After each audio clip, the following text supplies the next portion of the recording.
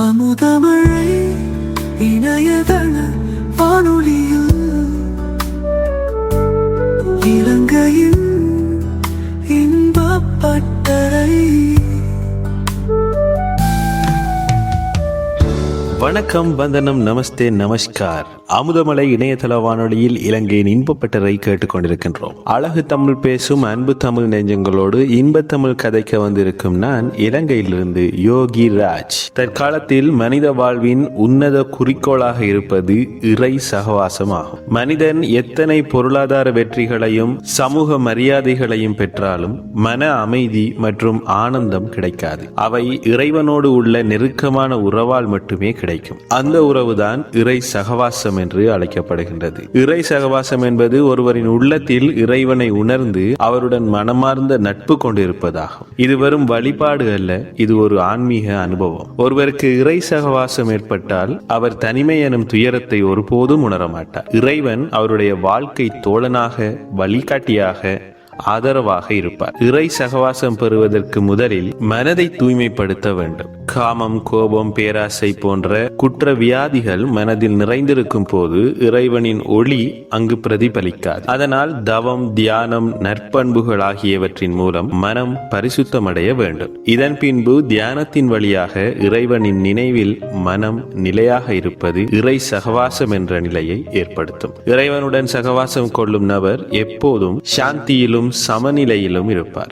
வாழ்க்கையின் ஏற்றத்தாழ்வுகள் அவரை அசைத்து விடாது. அவருடைய முகத்தில் எப்போதும் ஒளி, புன்னகை காணப்படும். ஏனெனில் அவர் தன் செய்கைகளில் ஈகை, அன்பு, கருணை ஆகியவற்றை வெளிப்படுத்துவார். இறை சகவாசம் என்பது ஒளி புள்ளியான பரமபிதா பரமாத்மாவுடன் நினைவை நிலைநிறுத்துதல் ஆகும். இந்த நினைவால் மனம் தூய்மையடையும், ஆன்மா சக்தி அடையும். இறைவனின் ஒளி நம்மை அன்பின் ஒளியால் நிரப்பி வாழ்க்கையை ஆனந்தமாக்கும். இறை சகவாசம் வாழ்க்கையின் எல்லா துறைகளிலும் பயன்படும். அது குடும்பத்தில் அமைதியையும், சமூகத்தில் ஒற்றுமையை, உலகத்தில் சகோதரத்துவத்தை உருவாக்கும். இறைவனுடன் இணைந்திருக்கும் ஒருவர் எவருக்கும் தீங்கு செய்ய மாட்டார். ஏனெனில் அவர் எல்லோரிடமும் இறைவனையே காண்கிறார். இவ்வாறு இறை சகவாசம் என்பது மனித வாழ்வின் உன்னத ஆனந்த நிலை. அது அறிவை தரும், அமைதியை அளிக்கும், ஆன்மீக உயர்வை வழங்கும். எனவே நாமும் தினசரி சில நிமிடங்கள் தியானத்தில் இறைவனை நினைத்து அவருடன் ஆன்மீக உரையாடலில் ஈடுபடலாம். அது நம் வாழ்வை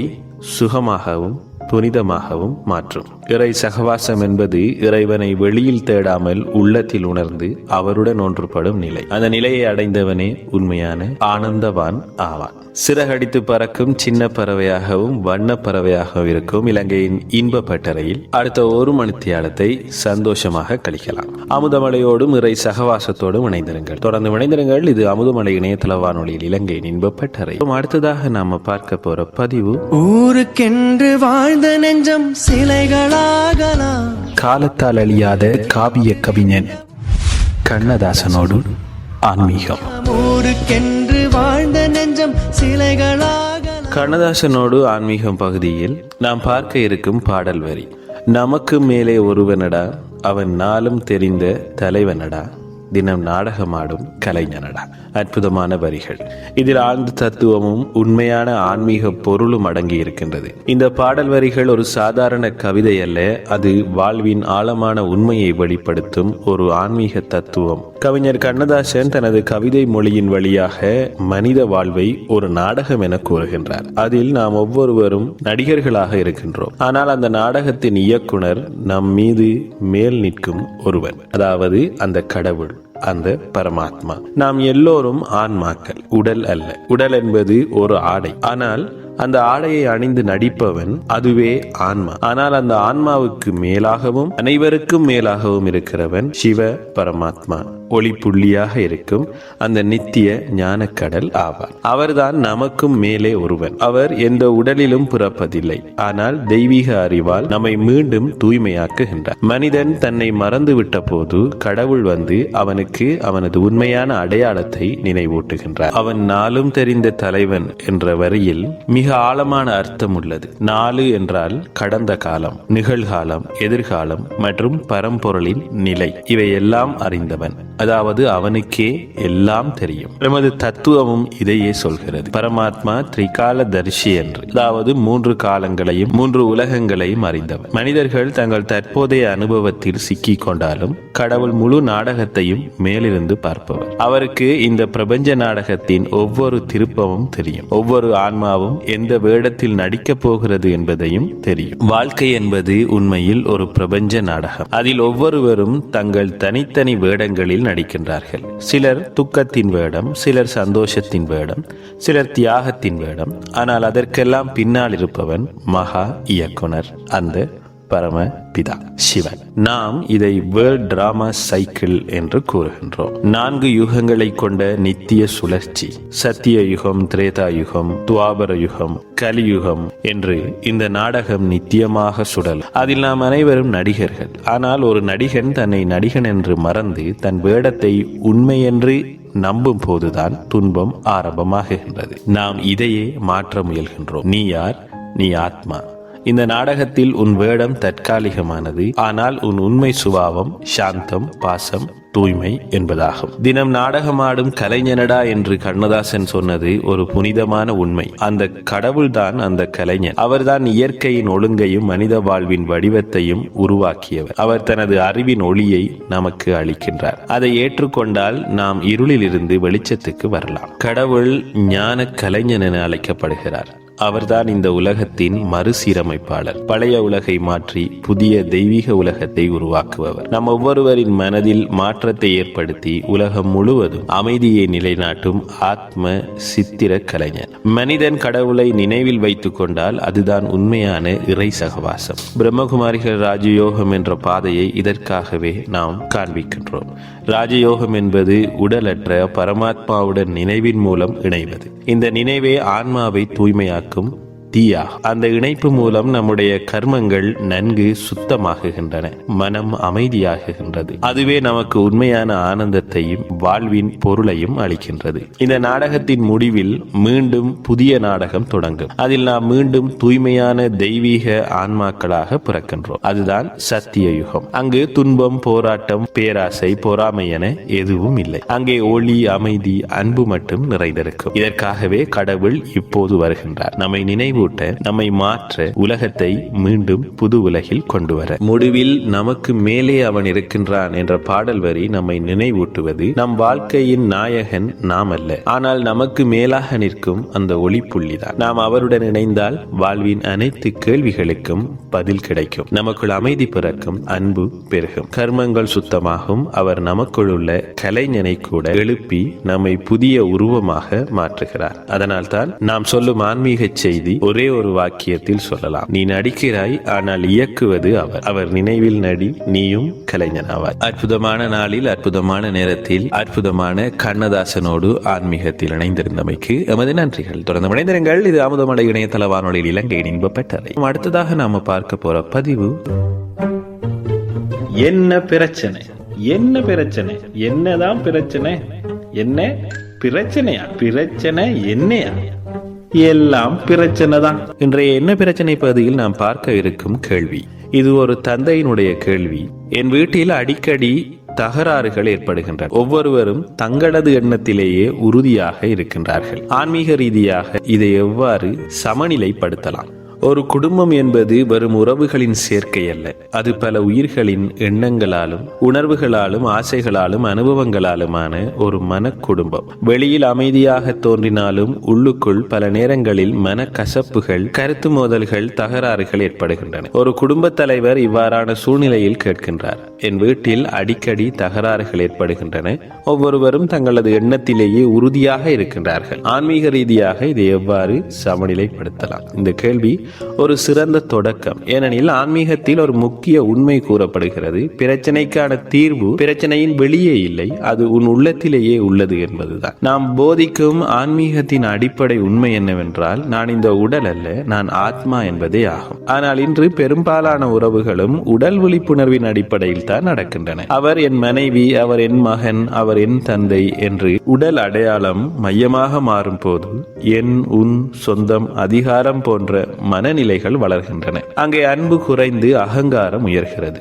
அதனால் ஆன்மீக வாழ்க்கையின் முதல் படி உடல் விழிப்புணர்விலிருந்து ஆத்ம விழிப்புணர்விற்கு மாறுதல். நாம் எல்லோரும் ஆத்மாக்கள் என்ற உணர்வில் இருந்தால் அவர் தவறு, நான் சரி என்ற பார்வை மாறும். அவர் வேறு ஒரு பார்வையில் இருந்து செயல்படுகின்றார் என்பதையும் புரிந்து கொள்ள முடியும். ஒவ்வொருவரும் தங்கள் நாடகத்தில் தங்கள் பாகத்தை நடிக்கின்றார்கள். அவர்களை குறை கூற தேவையில்லை, புரிந்து கொள்ளுங்கள் என்ற கருத்தும் உள்ளது.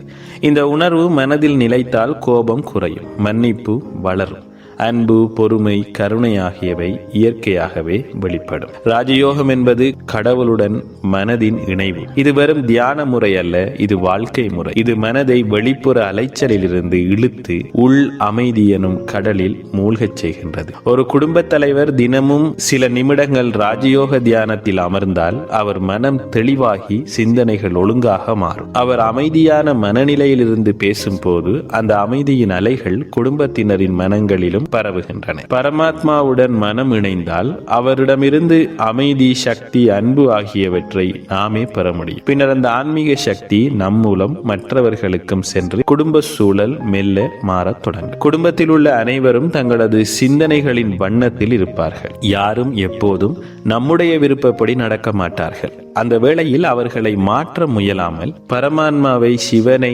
நினைவில் கொண்டு நம்மையே மாற்றிக்கொள்ளும் மனோநிலையே ஆன்மீக வளர்ச்சி. நாம் தியானத்தில் நினைவு கொள்வது கூட, நான் அமைதியான ஆத்மா, என் தந்தை பரமாத்மா அமைதியின் கடல், இதுவே ஆகும். இந்த நினைவு நமது மனதின் ஆற்றலை சீர்படுத்தி உணர்ச்சி வேகத்தை குறைக்கும். கடவுளிடமிருந்து அமைதியை பெற்றுக்கொண்டு அதை குடும்பத்துடன் பகிர்ந்து கொள்ளும் பொறுப்பு ஒவ்வொரு ஆன்மீக நபருக்கும் உண்டு. ஒரு வீடு கல்லாலும் சீமெந்தாலும் கட்டப்படுகிறது, ஆனால் குடும்பம் மதிப்புகளாலும் பண்புகளாலும் கட்டப்படுகிறது. அவற்றில் சில அன்பு செலுத்த வேண்டும், தீர்ப்பளிக்காமல் புரிந்து கொள்ளுங்கள், பொறுமையாக இருங்கள், வேறுபாடுகளை ஏற்றுக்கொள்ளுங்கள், மன்னிப்பு கொடுங்கள், பழைய காயங்களை விட்டுவிடுங்கள், நன்றி செலுத்துங்கள், எளிய விஷயங்களுக்கும் நன்றி சொல்லுங்கள், அமைதியை பேணுங்கள், பதில் சொல்லும் முன் சிந்தியுங்கள். இந்த மதிப்புகளை பேணும் போது குடும்பம் ஒரு ஆன்மீக குடும்பமாக மாறும். நாம் கற்பிக்கும் சில வழிமுறைகள் குடும்ப அமைதிக்கு பெரிதும் உதவும். அமைதி நேரம் இருக்கின்றது. காலை எழுந்தவுடன் 10 நிமிடங்கள் அமைதியாக அமர்ந்து, நான் ஆத்மா, அமைதியின் கடவுள் என்னுடன் இருக்கின்றார் என்று நினைவு கூறுதல். ஆன்மீக சொற்பொழிவுகளை தினசரி ஒரு சிந்தனையாவது அல்லது ஆன்மீக வாக்கியத்தை குடும்பத்துடன் பகிர்வது. மௌனமான நேரமாக இருக்கலாம். தகராறு ஏற்பட்டால் உடனே பதில் சொல்லாமல் ஒரு நிமிடம் அமைதியாக மௌனம் கடைபிடியுங்கள். மற்றவர்களின் சிறப்பை காணும் பழக்கத்தை ஏற்படுத்துங்கள். ஒவ்வொருவரின் நல்ல அம்சத்தை தேடி பாராட்டுங்கள். இறை நினைவில் இருங்கள். உணவுக்கு முன் கடவுளை நினைவு கூறி அந்த உணவை பிரசாதம் என கருதி பகிர்ந்து கொள்ளுங்கள். இவை சிறிய செயல்கள் போல தோன்றினாலும் இவை குடும்பத்தின் மனவளத்தை மாற்றும் ஆன்மீக ஆற்றல் கொண்டவை. ஒரு குடும்பத் தலைவர் ஆன்மீக வழியில் நிலைத்து நின்றால் அவர் ஒரு ஒளி கோபுரம் போல மாறுகிறார். அவரின் அமைதி மற்றவர்களை அமைதியாக்கும். அவரது நம்பிக்கை மற்றவர்களுக்கு தைரியம் தரும். ஒருவரின் முகம்தான் ஒரு தியான காட்சி போல மாறும். நாம் கூறும் வகையில் ஒவ்வொருவரும் தமது வீட்டையே ஒரு சேவை நிலையம் என கருத வேண்டும். அங்கே அமைதியை வழங்குவதுதான் உண்மையான சேவை. ஆன்மீகம் வீட்டிலிருந்து தொடங்குகின்றது. ஒரு வீடு அமைதியாக இருந்தால் ஒரு தெரு அமைதியாகும். ஒரு தெரு அமைதியாக இருந்தால் ஒரு நகரம் அமைதியாகும். இவ்வாறு உலக அமைதி, குடும்ப அமைதி என்பதிலிருந்தே துவங்குகின்றது. அதனால் குடும்ப தலைவர் ஆன்மீக விழிப்புணர்வுடன் வாழும் போது அவர் மட்டுமல்ல, அவரது குடும்பம், சுற்றம், சமூகம் இலகுவாக ஒளிமயமாக மாறிவிடும். அழகான என்ன பிரச்சனை பகுதியில் இணைந்து கொண்டமைக்கு எமது நன்றிகள். தொடர்ந்து இணைந்திருங்கள். இது அமுதமலை இணையதள வானொலியில் இலங்கையின் இன்ப பட்டறை. நாம பார்க்க போற பதிவு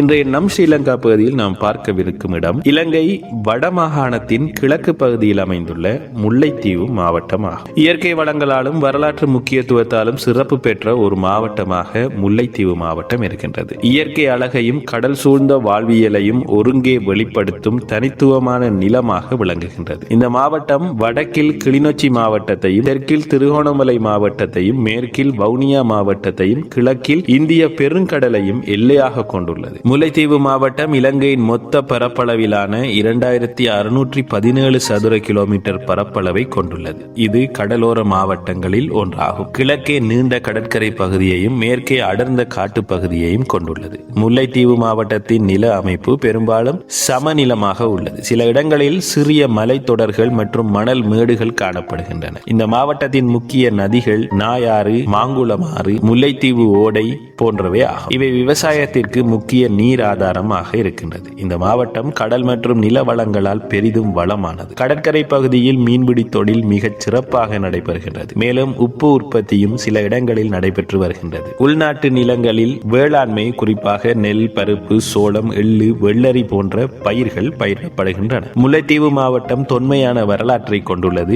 பழைய சிங்களம் மற்றும் தமிழ் இலக்கியங்களில் முள்ளி எனும் இடப்பெயர் குறிப்பிடப்பட்டுள்ளது. பாண்டியர், சோழர் ஆட்சி காலங்களில் இது வட இலங்கையின் முக்கிய வணிக துறைமுகமாக விளங்கியது என்று வரலாற்று ஆதாரங்கள் கூறுகின்றன. போர்த்துகீசியர், டச்சுக்காரர் மற்றும் பிரித்தானியர் காலங்களில் முல்லைத்தீவு ஒரு முக்கிய துறைமுக மையமாக இருந்தது. பிரித்தானிய ஆட்சியின் போது முல்லைத்தீவு ஒரு சிறிய நிர்வாக பிரிவாக இருந்தது. பின்னர் 1978ஆம் ஆண்டு தனித்த மாவட்டமாக உருவாக்கப்பட்டது. இலங்கை உள்நாட்டு போர் காலத்தில், அதாவது 1983 2009 வரையான காலப்பகுதிகளில் இந்த மாவட்டம் கடுமையான போரினால் பெரும் அழிவை சந்தித்தது. ஆயிரக்கணக்கான மக்கள் இடம்பெயர்ந்தனர். பல உயிரிழப்புகளும் ஏற்பட்டன. ஆனாலும் போர் முடிவின் பின் மீண்டும் வாழ்வை மீட்டெடுக்க மக்கள் உறுதியுடன் முன்னேறி வருகின்றனர். முல்லைத்தீவு மாவட்டத்தின் மக்கள் தொகை சுமார் 1,30,000 ஆகும். இங்கு பெரும்பான்மையாக தமிழினத்தவரே வசிக்கின்றனர். சிறிய அளவில் சிங்களவரும் முஸ்லிம்களும் காணப்படுகின்றனர். மக்களின் பிரதான வாழ்வாதாரமாக வேளாண்மை, மீன்பிடி, சிறு தொழில்கள், அரசு மற்றும் தனியார் துறை வேலைகள் ஆகியவை உள்ளன. போர் முடிந்த பின்னர் அரசு, சர்வதேச அமைப்புகள் மற்றும் தன்னார்வ அமைப்புகள் இணைந்து மீள்குடியேற்றம், வீடமைப்பு, கல்வி, சுகாதாரம், சாலை, நீர் போன்ற அடிப்படை வசதிகளை மேம்படுத்தும் பணிகளில் ஈடுபடுகின்றன. அத்தோடு முல்லைத்தீவு மாவட்டம் மொத்தம் 5 பிரதேச செயலாளர் பிரிவுகளாக பிரிக்கப்பட்டுள்ளது. முல்லைத்தீவு, ஒட்டியாப்புலம், புதுக்குடியிருப்பு, துணுக்காய், மரிதன்புணம் போன்றவை ஆகும். ஒவ்வொரு பிரிவிலும் கிராம நிர்வாக அலுவலகங்கள் உள்ளன. மாவட்டத்தின் நிர்வாக தலைமையகம் முல்லைத்தீவு நகரில் அமைந்துள்ளது. மாவட்டத்தின் அரசியல் நிர்வாகம் வடமாகாண சபைக்கும் இலங்கை பாராளுமன்றத்திற்கும் உட்பட்டதாகும். மாவட்ட ஆட்சியர் மாவட்ட மேம்பாட்டு நடவடிக்கைகளை ஒருங்கிணைத்து செயற்படுகிறார். முல்லைத்தீவு மாவட்டமானது கல்வி வளர்ச்சியில் சிறந்த முன்னேற்றத்தை எட்டிக் கொண்டிருக்கின்றது. போர்க்கட்டத்தில் பல பாடசாலைகள் சேதமடைந்தாலும் தற்போது அவை அனைத்தும் மறுசீரமைக்கப்பட்டு மாணவர்கள் தங்கள் கல்வியை ஆர்வத்துடன் தொடர்கின்றனர். மாவட்டத்தில் முல்லைத்தீவு மத்திய கல்லூரி, மாங்குளம் மத்திய கல்லூரி, புதுக்குடியிருப்பு மகா வித்தியாலயம், ஒட்டியாப்புலம் வித்தியாலயம் போன்றவை குறிப்பிடத்தக்க கல்வி நிலையங்கள் ஆகும். மக்களின் கலாச்சாரம் தமிழ் மரபுடன் நெருக்கமாக இணைந்துள்ளது. கலை, இலக்கியம், இசை, நாடகம் மற்றும் ஆன்மீக வழிபாடு ஆகியவை சமூக வாழ்வின் முக்கிய அங்கமாகும். முல்லைத்தீவில் தமிழ் திருவிழாக்கள், தைப்பொங்கல், தீபாவளி, நவராத்திரி போன்றவை உற்சாகமாக கொண்டாடப்படுகின்றன. முல்லைத்தீவு மாவட்ட மக்கள் பெரும்பாலும் இந்துக்களாவர். இதனால் பல கோவில்கள் மாவட்டம் முழுவதும் காணப்படுகின்றன. அவற்றில் முத்துவேலாயுதன் கோவில், முட்டுவலி முருகன் கோவில், மாங்குளம் ஈஸ்வரன் ஆலயம் போன்றவை பிரசித்தமானவை ஆகும். அதே சமயம் சிறிய அளவில் கிறிஸ்துவ ஆலயங்களும் முஸ்லிம் பள்ளிவாசல்களும் காணப்படுகின்றன. ஆன்மீக மத ஒற்றுமை, சகிப்புத்தன்மை ஆகியவை இம்மக்களின் வாழ்வின் அடித்தளம் ஆகும். அத்தோடு பட்ராப்பளை அம்மன் ஆலயமும் இலங்கையிலேயே பிரசித்தி பெற்ற ஒரு ஆலயமாக முல்லைத்தீவு மாவட்டத்தையே சிறப்பித்துக் கொண்டு நிற்கின்றது. முல்லைத்தீவு மாவட்டம் இயற்கை அழகில் திகழும் ஒரு பகுதியாகும். நீண்ட கடற்கரைகள், செழிப்பான காடுகள், பசுமையான வயல்கள் மற்றும் ஏரிகள் இதன் சிறப்புகள் ஆகும். சிறப்பாக குறிப்பிடத்தக்க சுற்றுலா தலங்களாக நாயாற்று கடற்கரை அமைதியான சூழலும் மீன்பிடி வாழ்க்கையும் நிறைந்ததாக இருக்கின்றது. முல்லைத்தீவு கடற்கரை நினைவு சின்னம் இருக்கின்றது. போரில் உயிரிழந்தோரின் நினைவாக அமைக்கப்பட்டிருக்கின்றது. அலிப்பந்தி பூங்கா இருக்கின்றது. குடும்பங்களுக்கான ஓய்வு மையமாக அது விளங்குகின்றது. மாங்குளம் மற்றும் ஒட்டியாப்புலம் காட்டு பகுதிகள் பசுமையும் பறவைகள் வாழ்வும் நிறைந்தவையாக இருக்கின்றது. சுற்றுலா வளர்ச்சிக்கான வாய்ப்புகள் மிகுந்துள்ளன. ஆனால் இன்னும் போக்குவரத்து மற்றும் தங்குமிட வசதிகள் மேம்படுத்த வேண்டிய அவசியம் முல்லைத்தீவு மாவட்டத்தில் காணப்படுகின்றது. முல்லைத்தீவு மாவட்டத்தின் பொருளாதாரம் பெரும்பாலும் வேளாண்மை மற்றும் மீன்பிடி தொழில்களை மையமாக கொண்டதால் சமீப காலங்களில் சிறு தொழில்கள், மணல் உற்பத்தி, கைத்தொழில் தொழிற்சாலைகள் ஆகியவை வளர்ந்து வருகின்றன. பெண்கள் சுய உதவி குழுக்கள் மூலமாக பல்வேறு பொருளாதார நடவடிக்கைகளில் பங்கெடுக்கின்றனர். போர் முடிந்த பின் வெளிநாட்டு உதவிகளும் அரசாங்க திட்டங்களும் மூலம் வேளாண்மை உபகரணங்கள், மீன்பிடி படகுகள், வீடுகள், சாலைகள், நீர்த்திட்டங்கள் போன்ற பல மேம்பாட்டு திட்டங்கள் நடைமுறைக்கு வந்துள்ளன. இன்றைய முல்லைத்தீவு போர் பிந்தைய காலத்தில் மறுமலர்ச்சி அடைந்து வரும் ஒரு மாவட்டமாகும். புதிய வீடுகள், பள்ளிகள், மருத்துவமனைகள், சாலை பிணைப்புகள் ஆகியவை உருவாகி வருகின்றன. இளைஞர்கள் கல்வி, விளையாட்டு, தொழில்நுட்பம் மற்றும் சமூக சேவை துறைகளில் ஈடுபட்டு வருகின்றனர். பல ஆன்மீக அமைப்புகள், குறிப்பாக பிரம்மகுமாரிகள் அமைப்பு, சிவானந்தா ஆச்சிரமம், தர்மசாலைகள் போன்றவை மன அமைதி, நம்பிக்கை மற்றும் நட்பண்பு வளர்ச்சிக்கு பங்களித்து வருகின்றன. ஆகவே முல்லைத்தீவு மாவட்டம் இலங்கையின் வடக்கு மண்டலத்தில் மறுமலர்ச்சி அடையும் ஒரு உயிருள்ள நிலமாகும். இயற்கை வளமும் உழைப்பும் ஆன்மீக விழிப்புணர்வும் இணைந்து இப்பகுதியை புதிய உன்னத நிலைக்கு இட்டுச் செல்கின்றன. போருக்கு பின் சிதைந்த நிலத்திலிருந்து எழுந்து நிற்கும் முல்லைத்தீவு இன்று அமைதி, ஒற்றுமை, வளர்ச்சி என்பவற்றின் சின்னமாக மாறியுள்ளது. மக்களின் உறுதியும் கல்வி வளர்ச்சியும் அரசு மற்றும் தன்னார்வ அமைப்புகளின் ஒத்துழைப்பும் முல்லைத்தீவை எதிர்காலத்தில் வட இலங்கையின் முன்னேற்ற மையமாக மாற்றும் என்பது நிச்சயம். முயற்சி செய்பவன் தோல்வி கண்டதில்லை என்ற பழமொழி போல் முல்லைத்தீவு மாவட்டம் தன்னம்பிக்கையுடன் தன் புதிய வரலாற்றை எழுதி கொண்டிருக்கின்றது. அற்புதமான நேரத்தில் நம் ஸ்ரீலங்கா பகுதியில் முல்லைத்தீவு மாவட்டத்தை பற்றி அறிந்து கொண்டமைக்கு எமது நன்றிகள். தொடர்ந்து இணைந்திருங்கள். இது அமுதமலை இணையதள வானொலி இலங்கையின் இன்ப பட்டறை. அடுத்ததாக நாம பார்க்க போற பதிவு முன்னோர் மொழி. இன்றைய முன்னோர் மொழியில் நாம் பார்க்கவிருக்கும் கருத்து, நிராகரிப்பவர்களுக்கு எப்போதும் நன்றி செலுத்துங்கள். ஏனென்றால் அவை உங்களுடைய சிறந்த அடையாளங்களையும் தனித்துவத்தையும் வெளிப்படுத்துகின்றன. அற்புதமான முன்னோர் மொழி. ஒரு மனிதன் வாழ்க்கையில் எல்லாவற்றையும் தனது விருப்பப்படி அடைய முடியாது. சில சமயங்களில் நாம் பெரிதாக எதிர்பார்த்த ஒரு விஷயம் நம்மை விட்டு போகும். அந்த நேரத்தில் மனதில் ஏன் எனக்கு இதுபோல் நடந்தது என்ற கேள்வி எழுகிறது. ஆனால் ஆன்மீக பார்வையில் பார்க்கும்போது நிராகரிப்பு என்பது ஒரு தடை அல்ல, அது ஒரு திசை திருப்பம். இது நம்மை இன்னும் மேன்மையான பாதைக்கு வழிகாட்டும் ஒரு தெய்வீக சிக்னல் ஆகும், ஒரு சமிஞையாகும். இதை புரிந்து கொள்ளும் போது நமது மனம் அமைதியாகி நன்றி உணர்வு வளர்கின்றது. நிராகரிப்பவர்களுக்கு நன்றி சொல்லுங்கள் என்று கூறப்படுவது மிக ஆழமான ஆன்மீக ஆலோசனை. நன்றி சொல்வது என்பது ஒரு சாதாரண மரியாதை அல்ல, அது மனதின் உயர்ந்த நிலை. நன்றி செலுத்தும் மனம் தன்னை கடவுளோடு இணைக்கும். ஏனெனில் நன்றி கூறும் மனம் குறைகளை அல்ல, வாய்ப்புகளை பார்க்கிறது. நிராகரிப்பு வந்த போது நன்றி கூறுவது சாத்தியம். ஆமா, ஆன்மீக அறிவை உடையவர் அதனை செய்வார். எந்த சூழ்நிலையிலும் இது எனது நன்மைக்காகத்தான் என்று நினைத்தால் நீங்கள் துன்பத்தை கூட தெய்வீக பாடமாக பார்க்க ஆரம்பிப்பீர்கள். அந்த அணுகுமுறையில் தான் உண்மையான ராஜயோகி வாழ முடியும். நமக்கு யாராவது எதிராக நடந்து கொள்ளும் போது அது நம் ஆற்றலை சோதிக்கும் கண்ணாடி போன்றது. ஒருவர் நம்மை ஏற்கவில்லை என்றால் நம்முடைய உண்மைத்தன்மை வெளிப்படுகிறது. நாம் கோபப்படுகிறோமா, மனம் உடைகிறதா, அல்லது அமைதியாக கடவுளின் நினைவில் நிலைக்கிறோமா?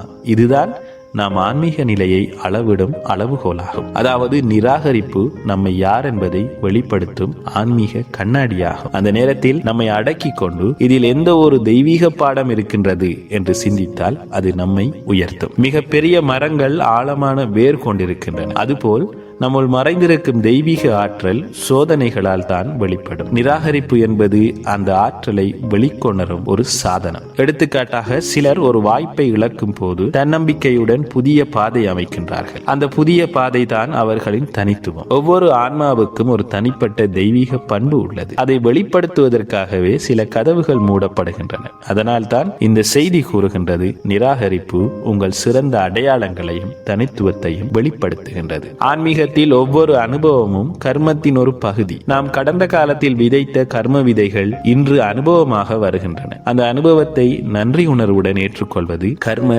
நிவர்த்திக்கு வழியாகும். நிராகரிப்பை ஏற்றுக்கொள்வதன் மூலம் நாம் பழைய பந்தங்களை முடிக்கின்றோம். அதனால் மனம் சுத்தமாகி தெய்வீக ஒளி நம்முள் பிரகாசிக்கின்றது. இதுதான் ராஜயோகத்தின் மையம். நினைவில் கடவுளை நிலைநிறுத்தி எல்லா அனுபவங்களையும் சமநிலையுடன் ஏற்கும் திறன். நாம் பலமுறை வாழ்க்கையில் ஏன் இப்படி நடந்தது என்று சிந்திப்போம். ஆனால் சில மாதங்கள் அல்லது ஆண்டுகள் கழித்து அதே நிகழ்வை நினைத்தால் நம் மனதில் நன்றி தோன்றும். அது நடந்ததால் தான் இப்போதைய நிலைக்கு வந்தேன் என்பது. இதுவே ஆன்மீக சட்டம். தெய்வீக ஆற்றல் எப்போதும் நம்மை சரியான பாதைக்கு தள்ளுகிறது. ஆனால் அந்த நேரத்தில் நமக்கு அது புரியாது. அதனால் நன்றி கூறும் மனம் கொண்டால் எந்த நிகழ்வும் துன்பமாக தோன்றாது. நிராகரிப்பு என்பது மனதை தாழ்த்துவது இல்லை, அது மனதை தெய்வீகமாய் உயர்த்தும். ஒரு ராஜயோகி அவ்வாறு அனுபவிக்கின்றார். யாரேனும் அவரை ஏற்கவில்லை என்றால் அவர் நினைப்பார், அவரும் ஒரு ஆன்மாதான், அவருடைய கர்ம விளைவு வேறு, நான் என் அமைதியை இழக்க வேண்டியதில்லை. இந்த அணுகுமுறையில் இருந்து மன அமைதி பிறக்கிறது. மன அமைதி பிறந்தால் ஆனந்தம் நிலைத்து நிற்கும். அதனால் நிராகரிப்பு என்பது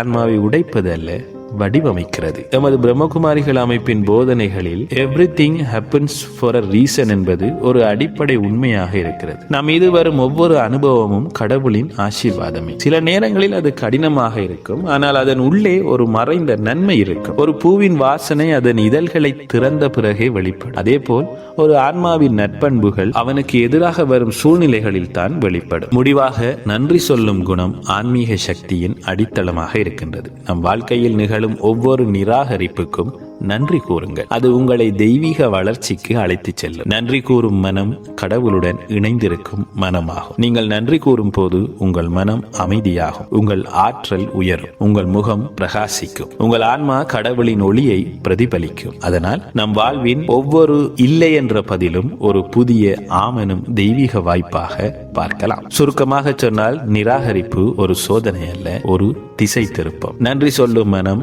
ஆன்மீக நிலையை உயர்த்தும். ஒவ்வொரு நிராகரிப்பிலும் நம் தனித்துவம் வெளிப்படும். கடவுளின் நினைவில் நிலைநிறுத்தி ஒவ்வொரு அனுபவத்தையும் ஏற்கும் போது வாழ்க்கை ஒரு ஆனந்த யோகமாக மாறும். இதுவே இன்றைய முன்னோர் மொழியில் நிராகரிப்பை தண்டனையாக அல்ல, தெய்வீக ஆசீர்வாதமாக பாருங்கள். அதுவே உங்கள் ஆன்மாவை சுத்தப்படுத்தி உங்களுடைய ஒளியையும் மகத்துவத்தையும் வெளிக்கொணரும் வழி. அற்புதமான அழகான முன்னோர் மொழியோடு இணைந்திருந்தமைக்கு எமது நன்றிகள். அமுதமலை இணையதள வானொலியில் இலங்கை இன்பப்பட்டறை நிறைவுக்கு வருகிறது. இறை சகவாசத்தை பற்றி பார்த்திருந்தோம். இறை சகவாசம் எனப்படும் ஆன்மீக அனுபவம் மனித வாழ்க்கையின் உன்னத லட்சியமாகும். மனிதன் பிறக்கும் போதே அவனுள் பரிசுத்தமான ஒளி, அதாவது ஆன்மா உறைகிறது. ஆனால் வாழ்க்கையின் பணி, பேராசை, கோபம், ஆசைகள் போன்ற மாயைகள் அந்த ஒளியை மறைத்து விடுகின்றன. இந்த மாயையை நீக்கி அந்த ஒளியை மீண்டும் பிரகாசமாக்கும் செயல்தான் இறை சகவாசம். இறை சகவாசம் என்பது இறைவனுடன் ஆன்மீக உறவு கொண்டிருப்பதை குறிக்கிறது. அது ஒரு நம்பிக்கையோ மத சடங்கோ அல்ல, அது அனுபவிக்கப்பட வேண்டிய உண்மை. மனம் அமைதியடையும் தருணத்தில் தியானத்தின் வழியாக நாம் இறைவனை நினைக்கும் போது அவரின் சக்தி நம்முள் ஊடுருவுகிறது. அந்த ஒளியால் மனம் பரிசுத்தமடைகிறது, ஆன்மா சுத்தமடைகிறது, இதயம் கருணையால் நிரம்புகிறது. இவ்வாறான இறை சகவாசம் ஒருவரின் வாழ்க்கையை அடிப்படையில் மாற்றும். அவர் உலகை வேறுபட்ட பார்வையில் காண ஆரம்பிப்பார். மற்றவர்களில் குறை காணாமல் அவர்களுள் உள்ள நல்லவற்றை உணர்வார். துன்பம் வந்தாலும் அதை கடந்து செல்லும் சக்தி அவருக்கு கிடைக்கும். அவருடைய உள்ளம் இறைவனின் நினைவால் நிரம்பி இருப்பதால் வெளிப்புற சிரமங்கள் அவரை அசைக்காது. இறைவனுடன் நெருக்கமாக இருப்பது நமக்கு உன்னத ஆனந்தத்தை அளிக்கிறது. அது பொருளாதார மகிழ்ச்சி அல்ல, மாறாக மன நிறைவை தரும் சுகம். இது நம் வாழ்க்கையின் எல்லா துறைகளிலும் ஒளியை சேர்க்கும். குடும்பத்தில் ஒற்றுமை, சமூகத்தில் நல்லிணக்கம், உலகில் அமைதி போன்றவற்றை ஏற்படுத்தும். இறை சகவாசம் நம்மை நல்லவர்களாக மாற்றுகிறது. அது நம் மனதில் உள்ள இருளை அகற்றி ஒளியை ஊற்றுகிறது. அதுவே நம்மை உண்மையான மனிதனாகவும் தன்னலமற்ற ஆன்மாவாகவும் உருவாக்குகிறது. அன்பு, பொறுமை, மன்னிப்பு, ஈகை இவை அனைத்தும் இறை சகவாசத்தின் விளைவுகளாகும். ஒளிப்புள்ளியான பரமாத்மா சிவனினுடைய நினைவில் இணைந்திருப்பதன் மூலம் நம் உள்ளம் சாந்தி அடைகிறது. அந்த நினைவில் சக்தியால் மனம் தூய்மையாகி வாழ்க்கை புனிதமாகுகிறது. இறைவன் எப்போதும் நம்முடன் இருக்கின்றார். ஆனால் அதை உணர்வது நம்முடைய மனதின் தெளிவை சார்ந்தது. மனம் சுத்தமாயிருந்தால் இறைவனின் ஒளி நம் உள்ளத்தில் பிரதிபலிக்கும். நாம் இறை சகவாசத்தில் நிலைத்திருக்கும் போது நம் செய்கைகளிலும் சொற்களிலும் இறைமையின் ஒளி வெளிப்படும். அதனால் இறை சகவாசம் என்பது வாழ்க்கையின் உன்னத நிறைவு.